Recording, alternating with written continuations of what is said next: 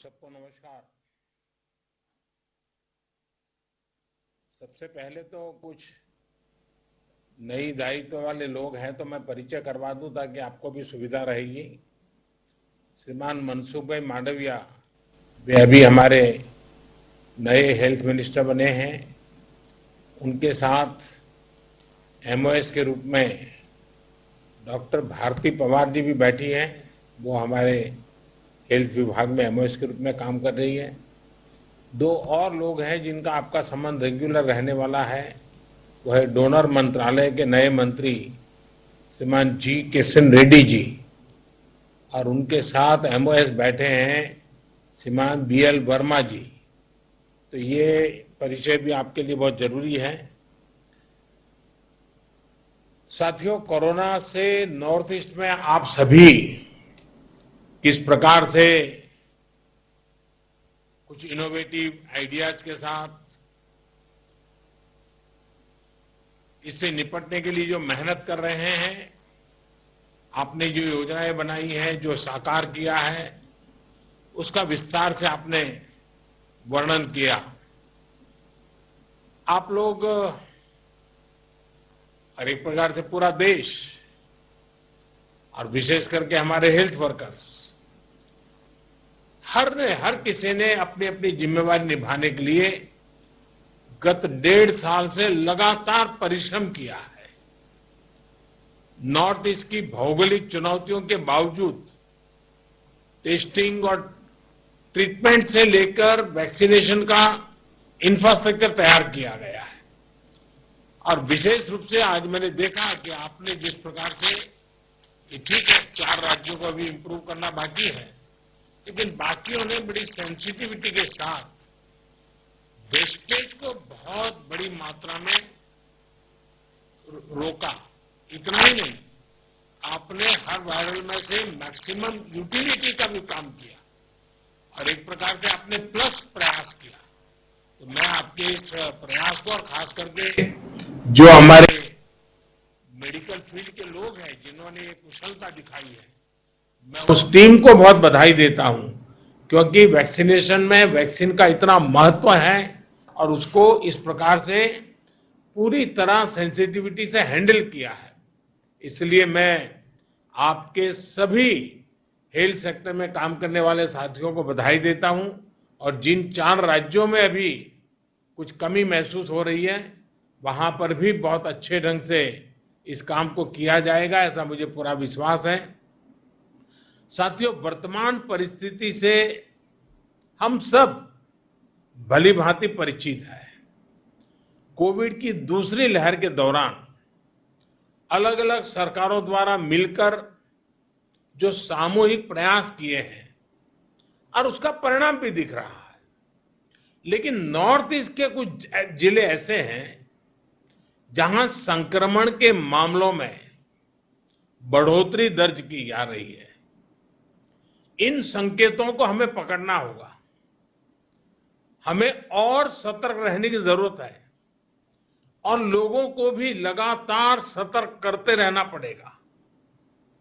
संक्रमण को फैलने से रोकने के लिए हमें माइक्रो लेवल पर और सख्त कदम उठाने होंगे। और अभी हेमंता जी बता रहे थे कि उन्होंने लॉकडाउन का रास्ता नहीं चुना, माइक्रो कंटेनमेंट जोन का रास्ता चुना। 6000 से अधिक माइक्रो कंटेनमेंट जोन बनाए। इसके कारण रिस्पॉन्सिबिलिटी तय हो सकती है। उस माइक्रो कंटेनमेंट के जोन का जो इंचार्ज होगा उसे पूछ सकते भाई कैसे गड़बड़ हुआ, क्यों नहीं हुआ, कैसे अच्छा हुआ। इसलिए जितना जोर माइक्रो कंटेनमेंट जोन पर हम लगाएंगे, हम इस परिस्थिति से जल्दी बाहर आएंगे।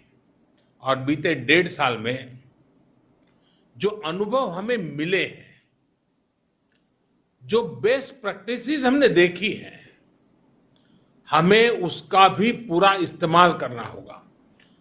देश के अलग अलग राज्यों ने भी नए नए इनोवेटिव तरीके चुना है। आपके राज्य में भी कुछ जिले होंगे, कुछ गांव होंगे, कुछ अफसर होंगे जिन्होंने बड़े इनोवेटिव तरीके से इन चीजों को हैंडल किया होगा। ये बेस्ट प्रैक्टिसेस को आइडेंटिफाई करके उसको जितना ज्यादा हम प्रचारित करेंगे हमें सुविधा होगी। साथियों, हमें कोरोना वायरस के हर वेरिएंट पर भी नजर रखनी होगी, क्योंकि ये बिल्कुल बहुरूपिया है, बार बार अपने रंग रूप बदल देता है और उसके कारण हमारे लिए भी चुनौतियां खड़ी करता है। और इसलिए हमें हर वेरिएंट पर बहुत बारीकी से नजर रखनी पड़ेगी। म्यूटेशन के बाद ये कितना परेशान करने वाला होगा, इस बारे में एक्सपर्ट्स लगातार स्टडी कर रहे हैं।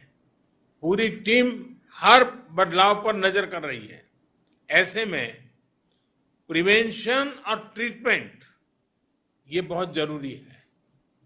इन दोनों से जुड़े उपायों पर ही हमें हमारी पूरी शक्ति लगानी है, पूरा फोकस इन्हीं चीजों पे करना है।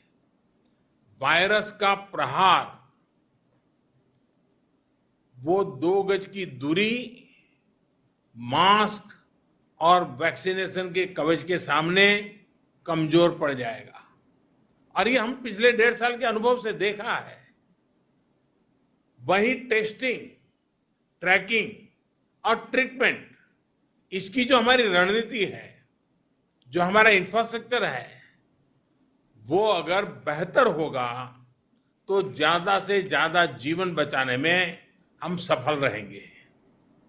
ये पूरी दुनिया के अनुभवों से प्रमाणित हो चुका है। और इसलिए हमें हर नागरिक को कोरोना बचाव के लिए बने नियमों का पालन करने के लिए निरंतर प्रोत्साहित करते रहना होगा।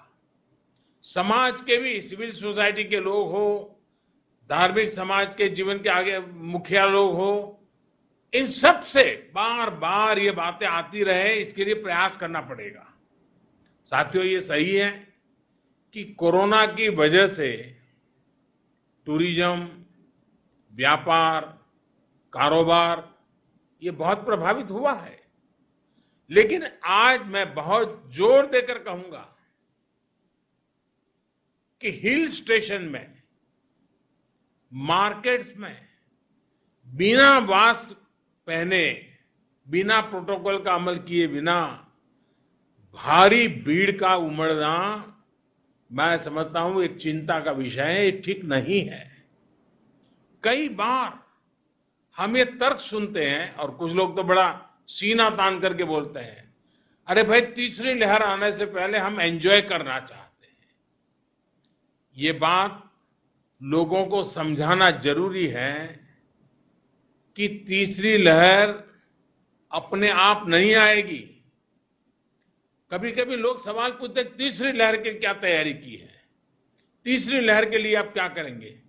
आज सवाल ये होना चाहिए हमारे मन में कि तीसरी लहर को आने से कैसे रोकना है, हमारे प्रोटोकॉल को चुस्ती से कैसे अमल करना है। अगर, और ये कोरोना ऐसी चीज है वो अपने आप नहीं आती है, कोई जाकर के ले आए तो आती है।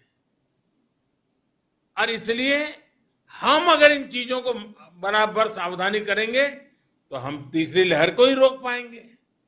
आने के बाद क्या करेंगे वो एक विषय है, लेकिन आते हुए रोकना ये प्रमुख विषय है। और इसके लिए हमारे नागरिकों में सजगता, सतर्कता, प्रोटोकॉल का पालन, इस पर हमने थोड़ा सा भी कॉम्प्रोमाइज नहीं करना है। और एक्सपर्ट भी बार बार ये चेतावनी दे रहे हैं कि असावधानी, लापरवाही, भीड़भाड़, ऐसे कारणों से कोरोना संक्रमण में भारी उछाल आ सकता है। और इसलिए ये जरूरी है कि हर स्तर पर हर कदम गंभीरता के साथ उठाए जाए। अधिक भीड़ वाले जो आयोजन रुक सकते हैं, उनको हमें रोकने का प्रयास करना चाहिए। साथियों, केंद्र सरकार द्वारा चलाए जा रहे सबको वैक्सीन, मुफ्त वैक्सीन अभियान की नॉर्थ ईस्ट में भी उतनी ही अहमियत है। तीसरी लहर से मुकाबले के लिए हमें वैक्सीनेशन की प्रक्रिया तेज करते रहना है। हमें वैक्सीनेशन से जुड़े भ्रम को दूर करने के लिए सामाजिक, सांस्कृतिक, धार्मिक, शैक्षणिक जितने भी लोग हैं, जितने भी सेलिब्रिटीज हैं, सबको हमने जोड़ना है। हर एक के मुंह से इस बात को नीचे प्रचारित करना है और लोगों को मोबिलाइज भी करना है। अभी नॉर्थ ईस्ट के कुछ राज्यों में टीकाकरण को लेकर सराहनीय काम हुआ है। मैंने प्रारंभ में भी कहा, जहां कोरोना का संक्रमण फैलने का खतरा ज्यादा है, वहां वैक्सीनेशन पर और भी बल दिया जाए। साथियों, हमें टेस्टिंग और ट्रीटमेंट से जुड़े इंफ्रास्ट्रक्चर में सुधार करते हुए आगे चलना है। इसके लिए हाल ही में कैबिनेट ने 23,000 करोड़ रुपए, भारत सरकार ने 23,000 करोड़ रुपए का एक नया पैकेज भी स्वीकृत किया है। नॉर्थ ईस्ट के हर राज्य को इस पैकेज से अपने हेल्थ इंफ्रास्ट्रक्चर को मजबूत करने में बहुत मदद मिलेगी। इस पैकेज से नॉर्थ ईस्ट में टेस्टिंग, डायग्नोस्टिक, जीनोम सीक्वेंसिंग, इसको बहुत बढ़ावा मिलेगा।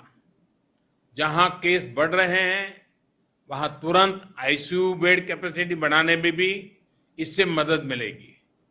विशेष रूप से हमें ऑक्सीजन पर पीडियाट्रिक केयर से जुड़े इंफ्रास्ट्रक्चर के निर्माण के लिए तेजी से काम करना होगा। पीएम केयर्स के माध्यम से देश भर में सैकड़ों नए ऑक्सीजन प्लांट्स लगाए जा रहे हैं और मुझे खुशी हुई, आप सभी मुख्यमंत्रियों ने इस काम में जो तेजी से प्रगति हो रही है, इसके लिए बहुत संतोष व्यक्त किया। नॉर्थ ईस्ट के लिए करीब 150 प्लांट स्वीकृत हुए हैं। मेरा आप सभी से आग्रह है कि जल्द से जल्द पूरे हों, कहीं कोई बाधा ना आए, इस पर भी एक दृष्टि रखें और इसके लिए आवश्यक जो मैन पावर है, स्किल मैन पावर है, उसको भी तुरंत साथ साथ तैयार कर लीजिए ताकि बाद में जाकर के वो दिक्कत ना आए। नॉर्थ ईस्ट की भौगोलिक स्थिति को देखते हुए अस्थायी अस्पताल बनाना भी बहुत जरूरी है। एक और अहम विषय है, जैसे मैंने प्रारंभ में कहा और फिर भी एक मैंने उल्लेख किया, ट्रेन मैन पावर का। जो ऑक्सीजन प्लांट लग रहे हैं, जो आईसीयू वार्ड बन रहे हैं, जो नई मशीनें ब्लॉक स्तर के अस्पतालों तक पहुंचाई जा रही हैं, उनको सुचारू रूप से चलाने के लिए ट्रेन मैन पावर भी आवश्यक है। इससे जुड़ी जो भी मदद आपको चाहिए, केंद्र सरकार वो उपलब्ध कराएगी। साथियों, आज हम पूरे देश में 20 लाख से अधिक टेस्ट प्रतिदिन करने की क्षमता तक पहुंच चुके हैं। नॉर्थ ईस्ट के हर जिले में, विशेष रूप से अधिक प्रभावित जिलों में, टेस्टिंग इंफ्रास्ट्रक्चर को प्राथमिकता के आधार पर बढ़ाना होगा। यही नहीं, रैंडम टेस्टिंग के साथ साथ हम क्लस्टर वाले ब्लॉक में एग्रेसिव टेस्टिंग करें, इसको लेकर भी हमें जरूरी कदम उठाने चाहिए। मुझे पूरा विश्वास है कि हम सबके सामूहिक प्रयासों से, देश की जनता के सहयोग से हम कोरोना संक्रमण को सीमित रखने में जरूर सफल होंगे। मैं फिर एक बार आज विस्तार से नॉर्थ ईस्ट की चर्चा करके बहुत स्पेसिफिक विषयों पर हम चर्चा कर पाए। मुझे विश्वास है कि इन चीजों से आने वाले दिनों में नॉर्थ ईस्ट में जो थोड़ी बढ़ोतरी दिख रही है, उसको तुरंत रोकने में हमारी पूरी टीम काम करेगी और सफलता मिलेगी। एक बार फिर से आप सबका बहुत बहुत धन्यवाद और मेरी आपको बहुत शुभकामनाएं हैं। जल्दी से मेरे नॉर्थ ईस्ट के भाई बहन कोरोना से मुक्ति का आनंद ले। माननीय प्रधानमंत्री जी, धन्यवाद। हम यहाँ पर मीटिंग समाप्त करते हैं।